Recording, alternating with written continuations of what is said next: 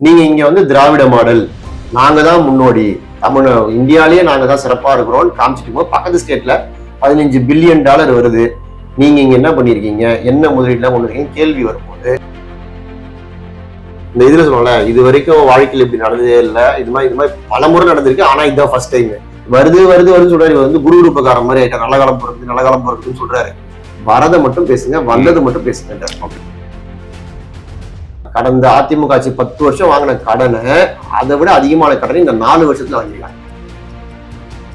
இப்போ தங்கம் தென்னரசு அமைச்சரா இருக்காரு, அதனால இப்படி சொல்றாரு. அதே தங்கம் தென்னரசு நாளைக்கு எதிர்கட்சியா இருக்கும்போது அதை வேற மாதிரி சொல்றாரு. நீங்க விவேக் சொல்லுவாங்க விக்ஸ்ன்றதான் சுத்தி எழுதியிருக்காரு, அந்த மாதிரி டிஆர்பி ராஜா விக்ஸ் தான் சுத்தி எழுதியிருக்காரு. ஸ்டாலின் எதிர்கட்சி தலைவராக இருக்கும்போது கூட ஒரு முறை இதுக்கெல்லாம் நீங்க பிரச்சனை பண்றீங்க, எல்லாத்தையும் அரசியல் பண்றீங்க அப்படின்னா என்ன சொன்னாரு, எதிர்கட்சினா அரசியல் தான் பண்ணும், அவியலா பண்ணுவோம்னு கேட்டாரு. அது அதிமுகவும் போறது. திமுக அதிமுக தான் தமிழ்நாட்டுல, மற்றவங்க எல்லாம் என்ன அப்படிங்கிற மாதிரி தான் ஒரு மனையில இருக்கும் பொழுது விஜய் புதுசா வந்தார். இப்படி விஜய்க்காக கூட்டணிக்கு வந்து இவ்வளவு ஓப்பனா இருக்கிறாருங்கிறது நெகட்டிவா கிரியேட் ஆகுமா இல்ல பாசிட்டிவா இருக்குமா? பாசிட்டிவா தான் கிரியேட் ஆகும், நெகட்டிவா கிரியேட் ஆகும். ஏன்னா இன்னைக்கு தேதியில முக்கியமான ஒரு இஷ்யூவா ஆயிருக்கிறது, ஒரு விவாதமா மாறினது ஃபாக்ஸ்கான் விவகாரம்.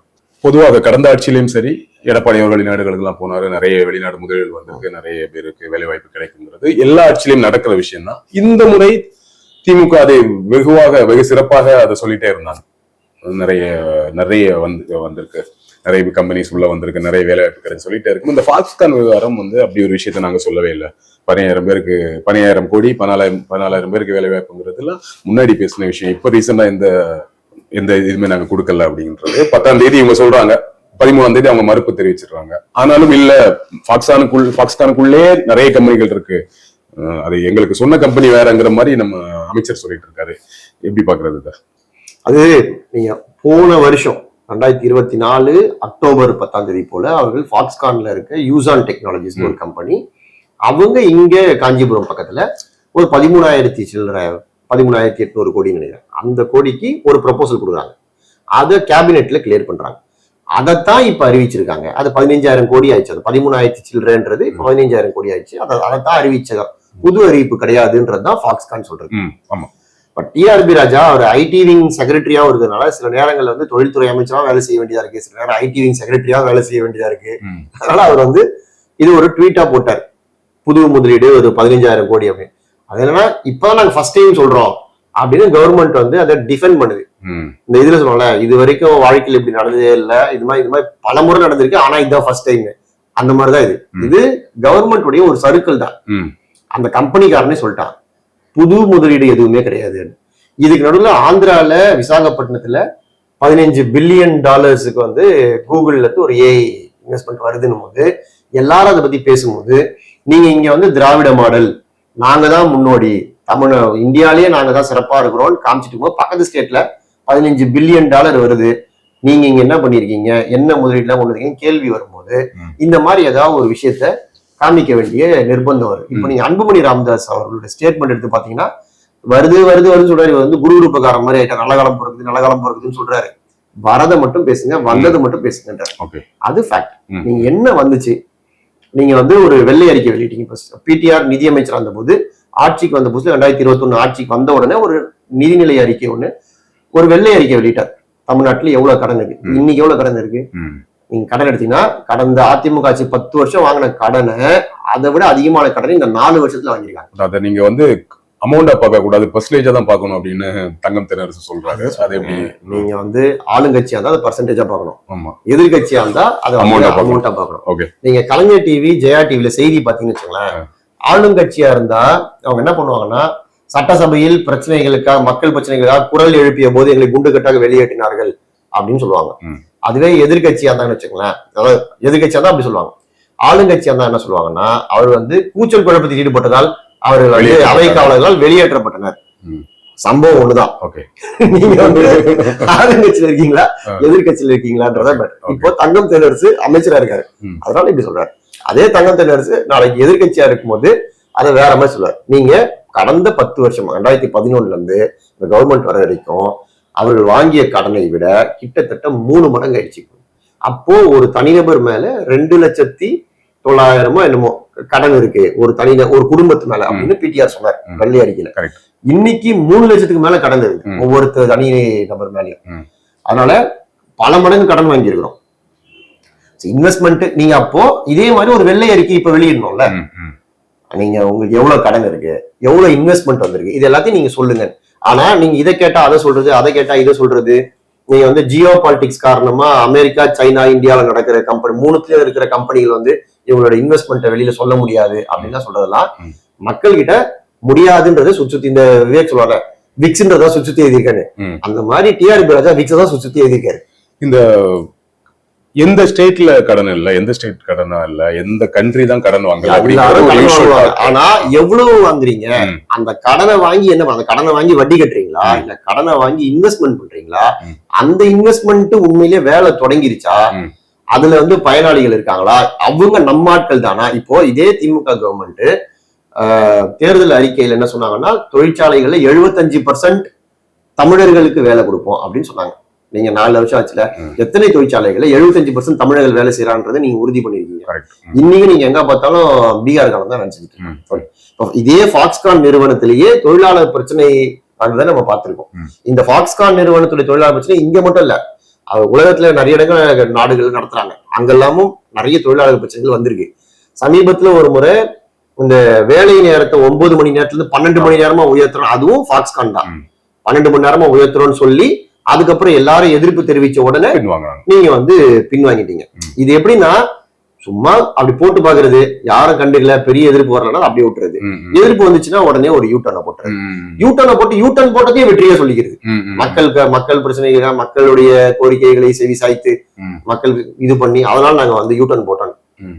இல்ல இந்த நான் கேட்க வந்தது இந்த கடன் விஷயத்தை பொறுத்த வரைக்கும் இப்ப நம்ம அதை தீவிரமா கையில எடுத்தாலும் பேசினாலும் மக்கள் மத்தியில கடன் எல்லா ஸ்டேட்ல இருந்தும் இருக்கு, எல்லா நாடும் தான் கடன் வாங்குறான், இதெல்லாம் ஒரு விஷயமா. இப்போ ஒரு குடும்பத்துக்கு மேல இத்தனை லட்சம் கடன் இருக்குன்னா அந்த கடனை போய் நம்ம கெட்டவா போறோம் அப்படிங்கிற ஒரு துணி இருக்குல்ல. இதெல்லாம் எலெக்ஷன் நெருங்குறதுனால அந்த கேள்வி கேட்கிறேன். இந்த பிரச்சாரங்கள், இந்த சர்க்கிள் இருக்குல்ல, உண்மையாவே இது வந்து தேவையில்லாத ஒரு விஷயத்த சொல்லி ஒரு சர்க்கிள் தான். ஜூனியர் விடல நாளைக்கு ஸ்பெஷல் கட்டரை கூட வருதுன்னு நினைக்கிறேன், என்னைக்கே போட்டாங்க நாளைக்கு அப்படின்னு சொல்லிட்டு. ஓகே, சோ இது வந்து உண்மையாவே இந்த எலெக்ஷன் நேரம் ஒரு எதிர்வினையா மாறுமா, இதெல்லாம் உங்களுக்கு ஒரு செட்பேக்கா இருக்குமான்னு கேட்கிறேன். தேர்தல் நேரத்துல எது பூதாகாரம் ஆகும்னு யாராலையும் கணிக்கவே முடியாது. கரெக்ட். நம்ம வந்து ரொம்ப சின்ன விஷயம் நினைப்போம், அது வந்து பெரிய இம்பாக்ட் ஏற்படுத்திடும். அவர்களை டெய்லி பாதிச்சுட்டு இருக்க விஷயமா இருக்கும், ஆனா அத மக்கள் வந்து ஈஸியா கடந்து போயிருவாங்க. அதனால எந்த இஷ்யூ இது சின்னது, இதனால பாதிப்பு வராது அப்படின்னா நம்ம வந்து புறம் தள்ளவே முடியாது. நீங்க UPA 2 கவர்மெண்ட் ஏன் போச்சு, 2G ஸ்கேமு, காமன்வெல்த்ல ஊழல் அப்படின்னா அதெல்லாம் நேரடியா மக்களை பாதிச்சுதா அப்படின்னா அது தெரியாது. ஆனா இவ்வளவு ஊழல் பண்ணிட்டாங்க, இவ்வளவு ஊழல், எல்லாத்தையும் ஊழல் அப்படின்னும் போது ஜனங்களுக்கு வந்து ஒரு கோபம் வரும். எப்பவுமே ஜனங்க வந்து ஆளும் அரசு மேல ஒரு அதிருப்தி வரும். அது எவ்வளவு வருது, அவங்கள வெறுக்கிற அளவுக்கு இருக்குதா இல்ல ஒரு அதிருப்தியா இருக்குதா, அது ஒரு அலையா மாறுதா அப்படின்றதெல்லாம் வந்து அந்த அரசோட செயல்பாடுகளை பொறுத்தது. அதை அதிகப்படுத்ததான் எதிர்கட்சிகள் முயற்சி பண்ணிக்கிட்டே இருக்கும். அரசு மேல ஒரு அதிருப்தி இருக்குன்னா அந்த அதிருப்தியை அதிகப்படுத்திக்கிட்டே போறது. அந்த அதிருப்தியில அந்த அரசை அப்படியே அகற்றிட்டு நம்ம அந்த இடத்த பிடிக்கணும் அப்படின்னு ட்ரை பண்றது. அதுக்கு எல்லா விஷயங்களையும் எதிர்கட்சிகள் செய்வாங்க. ஸ்டாலின் எதிர்கட்சி தலைவரா இருக்கும்போது கூட ஒரு முறை இதுக்கெல்லாம் நீங்க பிரச்சனை பண்றீங்களா, எல்லாத்தையும் அரசியல் பண்றீங்க அப்படின்னா என்ன சொன்னாரு, எதிர்கட்சினா அரசியல் தான் பண்ணும், அவியலா பண்ணணும்னு கேட்டாரு. அது அதிமுகவுக்கு போறது. இப்ப நீங்க அதிமுக போய் கேட்டீங்கன்னா அவங்களும் அதான் சொல்லுவாங்க, நாங்களாம் எதிர்கட்சினா அரசியல் தான் பண்ணுவோம், அவியலா பண்ணுவோம். கிட்னி திருட்டு விவகாரம் உண்மையாகவே ஒரு பெரிய சீரியஸ் இஷ்யூவா எடுத்துட்டு போயிருக்க முடியும். அத உண்மையாவே அந்த டைம்ல நிகழ்வு அது பரபரப்பா இருந்த நேரத்துல அதை ரொம்ப தீவிரமா அதிமுக கையாண்டாங்களான்னு ஒரு கேள்வி இருக்கு. அதை உண்மையாகவே இன்னும் ரொம்ப தீவிரமா கையாண்டு ஒரு பெரிய அகேன்ஸ்டான ஒரு மனையிலேயே திமுக அகேன்ஸ்டா கிரியேட் பண்ணிருக்கலாம். அதை தவறிட்டாங்களா அப்படிங்கிற ஒரு கேள்வி. இன்னொன்று, இப்ப நேற்றைய நிகழ்வுல கூட ஜஸ்ட் ஒரு பேட்ச் வச்சுட்டு போயிட்டாங்கிறத தாண்டி அதை ஒரு விவாதமாக்குறாங்களா அப்படிங்கிற ஒரு கேள்வி வருது. அது ஒரு ஸ்கோர், தட் மீன்ஸ் எதிர்கட்சி அந்த ஒரு பயங்கரமா இஷ்யூ பாதிக்கப்பட்ட மக்கள் எல்லாம் தாண்டி ஒரு அரசியலாவே பேசுவோமே, அரசியலாவே அது பயங்கரமா ஸ்கோர் பண்ண வேண்டிய இடம், அதை மிஸ் பண்ணிட்டாங்களா ஐடிக்கு? ஆமா, அது வந்து நல்ல ஸ்கோர் பண்றதுக்கான ஒரு சப்ஜெக்ட். அது நீங்க ஊழல் பண்றது இதெல்லாம் வந்து வெளியில உங்களுடைய உங்களுடைய பொருளாதார வளத்தை சுரண்டுவது, ரோடு சரியில்லை, கரண்ட் மின்வெட்டுனாலதான் போன திமுக கவர்மெண்டே போச்சு. மின்வெட்டுனால உங்களுக்கு உயிர் போறது இல்லை.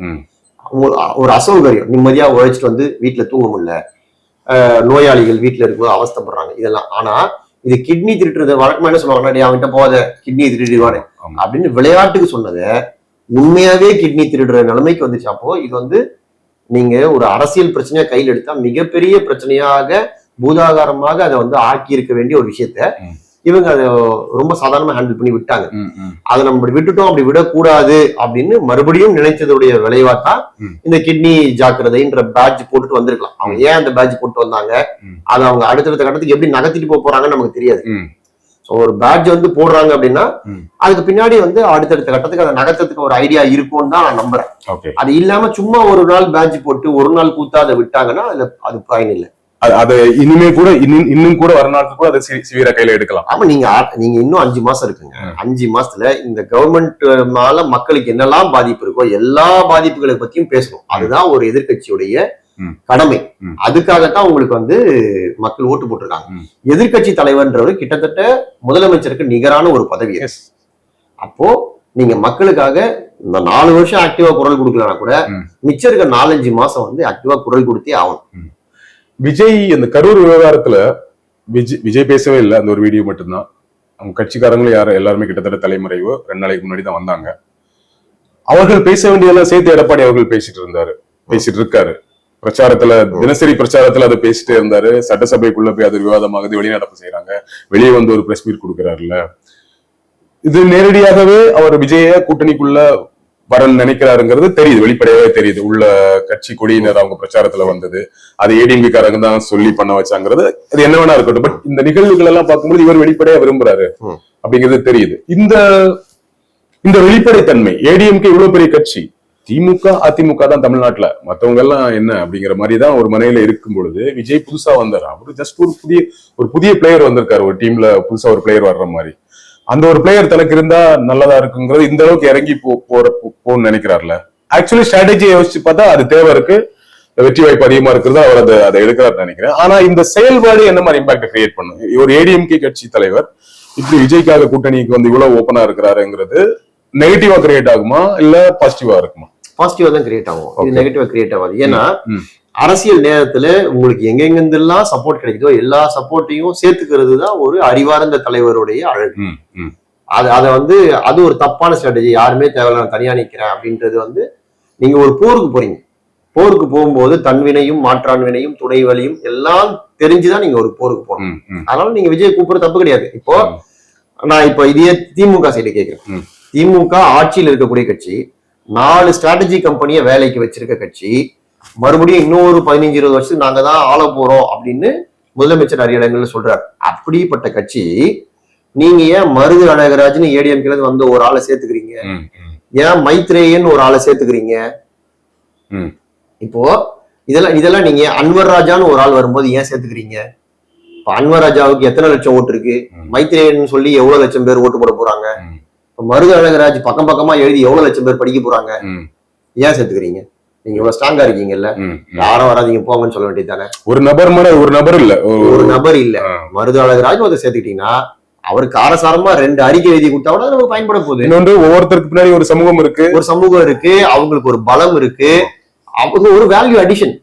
அந்த வேல்யூ அடிஷனை ஏன் வேணாம்னு சொன்னோம்? அப்போ ஆட்சியில இருக்கிறவங்களே அந்த வேல்யூ அடிஷன் வேணாம்னு சொல்லாம சேர்த்துக்கும் போது ஆட்சியை பிடிக்கணும்னு நினைக்கிற ஒருத்தர் இங்க இருந்து இல்ல ஆந்திராலும் சப்போர்ட் இருந்தா கூட கேட்டு வாங்கிப்பாரு. வாங்கிக்க தப்பு கிடையாது, அதுல என்ன தப்பு இருக்கு? ஓகே, இப்ப விஜய் அவர்கள் பிஜேபி அங்க இருக்கிற வரைக்கும் போக மாட்டாருங்கிறது தான் ஒரு ஸ்டாண்டாவே இருந்தாரு. சொல்லிட்டாங்க டைரக்டா, பிஜேபி இருக்கிற கூட்டணியில எக்காலத்திலும் கிடையாது அப்படின்ட்டு. இந்த நிகழ்வு, கரூர் நிகழ்வு, பிஜேபி அந்த கூட்டணி, அதிமுக பிஜேபி கூட்டணி நோக்கி விஜய் நகர்த்துன்னு சொல்றாங்க. உங்களால கணிக்க முடியுதா விஜய் என்ன ஒரு முடிவு எடுப்பாருன்ட்டு? அது யாராலையுமே கணிக்க முடியாது, ஏன்னா அது விஜய்க்கே தெரியாது. ஏன்னா இன்னைக்கு ஒரு விஷயத்த நீங்க செஞ்சுட்டு இதுலயே நீங்க அடுத்த 5 மாசம் உறுதியா இருப்பீங்களான்னு நீங்க விஜயை கேட்டாலே விஜயாலேயே சொல்ல முடியாது. உங்களுக்கு வர இப்ப கரூர் இன்சிடென்ட்டுக்கு முன்னாடி அவர்கிட்ட கேட்டிருந்தீங்கன்னா அவருடைய கணிப்புகள், பேச்சு ஒரு விதமா இருந்திருக்கும். இப்ப கரூர் இன்சிடென்ட் பார்த்த பிறகு போய் கேட்டீங்கன்னா அது ஒரு படிப்பினை கொடுத்திருக்கும். அதுல இருந்து சில மாற்றங்கள் இருக்கும். இன்னும் 2 மாசம் கழிச்சு சுத்தி நடக்க, இப்போ இது வந்து எல்லா பக்கமும் காய் நகர்ந்துட்டே இருப்பாங்க. நீங்க மட்டுமே இல்ல, டிஎம்கே நிறைய விஷயம் செஞ்சுட்டே இருப்பாங்க, ஏடிஎம்கே நிறைய விஷயம் செஞ்சுட்டே இருப்பாங்க. சீமான் தனியா அவர் பாட்டு மரம் மாநாடு, கடல் மாநாடு, மாடு மாநாடுன்னு ஏதாவது போட்டே இருக்காரு. சோ எல்லாரும் அவங்க ஆக்டிவா போயிட்டே இருக்கும்போது இது ஒரு ரேஸ், எல்லாரும் ஆளுக்கு ஒரு பக்கம் ஓடிட்டு இருக்காங்க. அப்ப நீங்க வந்து நான் ஒரே நிலைப்பாட்டுல தான் இருப்பேன் அப்படின்றது அது பலம் கிடையாது. கால சூழலுக்கு ஏற்ப உங்களுடைய ஸ்ட்ராட்டஜியை நீங்க மாத்திக்கிட்டே போய் வெற்றி கோட்டை தொடர்றதுதான் நல்ல ஸ்ட்ராட்டஜி. அதுக்கு தேவையான சின்ன சின்ன காம்ப்ரமைஸ் நீங்க பண்ணிக்கணும். அதுக்காக ஒட்டுமொத்த கொள்கையை தூக்கி போடுறது, ஒட்டுமொத்தமா அடிபணிஞ்சு போறதுன்றது, இதுக்கு நடுவில் ஒரு பேலன்ஸ் இருக்குல்ல, அந்த பேலன்ஸை கண்டுபிடிக்கிறது தான் தலைவர்களுக்கு பெரிய பெரிய டாஸ்க். அந்த மாதிரி ஒரு விஷயத்த கண்டுபிடிக்கணும். இப்போ உதாரணத்துக்கு நீங்க கம்யூனிஸ்டுகள் இவங்க கூட வந்திருக்காங்க.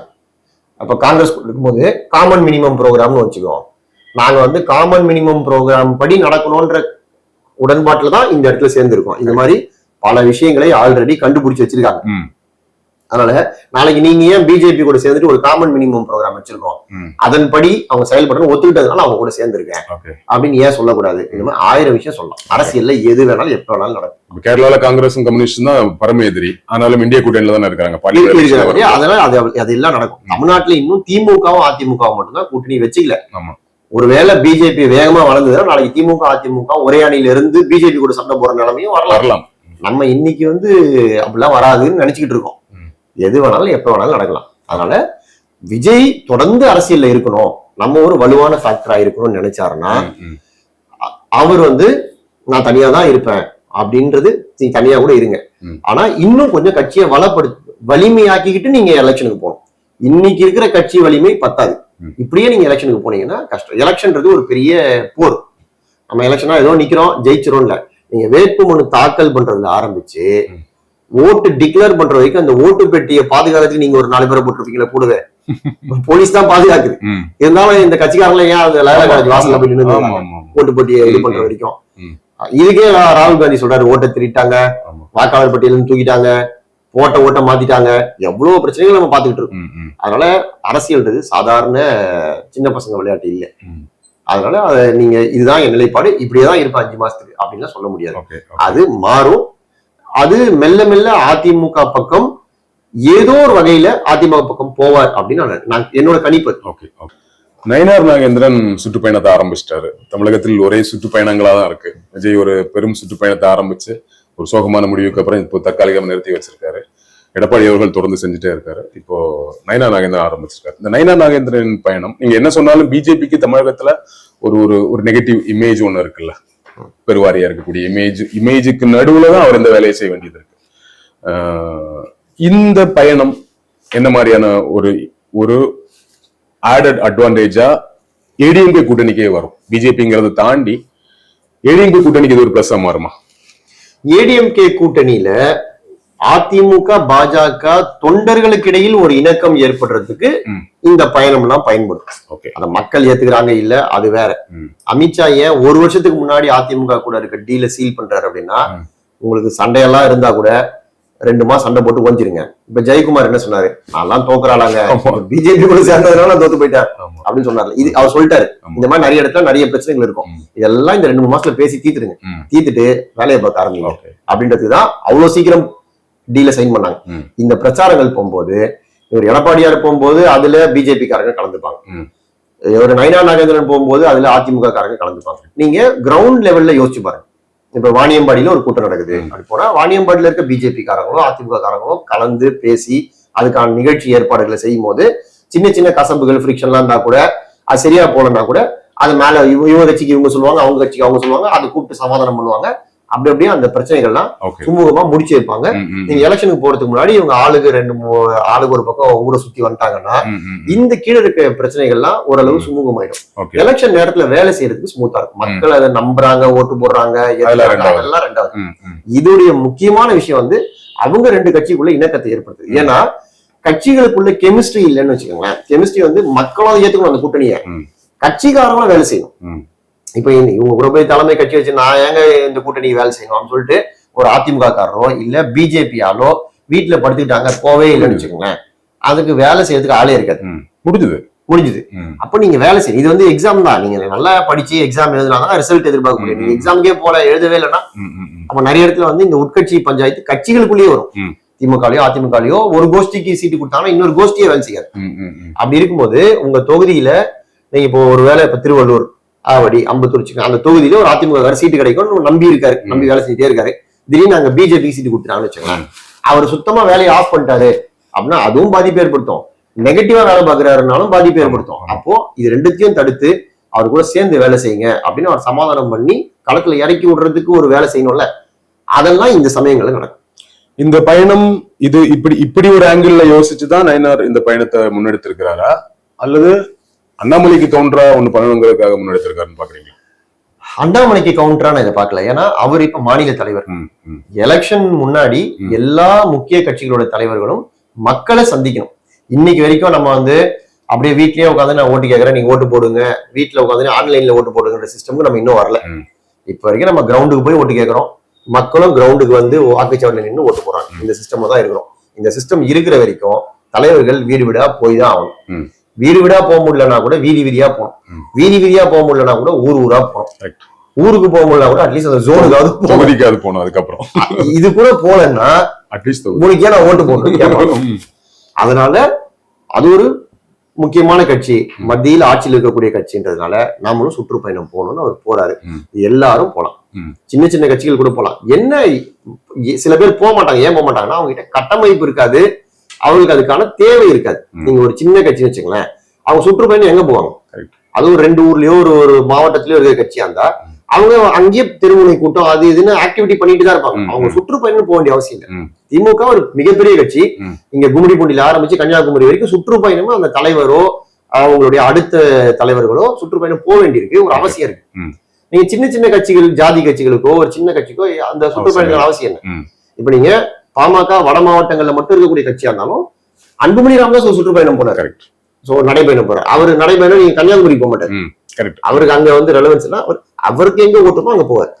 அதனால இவங்க பிஜேபி தமிழ்நாடு முழுக்க அவங்களுக்கு ரெலவன்ஸ் இருக்குன்றனால சுற்றுப்பயணத்தை தொடங்குறாங்க. சோ இதை ஒரு வகையில மக்கள் மத்தியில ஏற்படக்கூடிய இம்பாக்டுக்கு முன்னாடி அதிமுக பாஜகவுக்குள்ள சேர்ந்து வேலை செய்யறதுக்கான ஒரு ஆப்பர்ச்சுனிட்டி இந்த பயணங்கள் உருவாக்கும் இல்லையா? சூப்பர் சார், நிறைய விஷயங்கள் பேசணும் டீட்டெயிலா. ரொம்ப நன்றி. அடுத்தடுத்த நேர்காணல்ல இன்னும் நிறைய விஷயங்கள் பேசலாம்.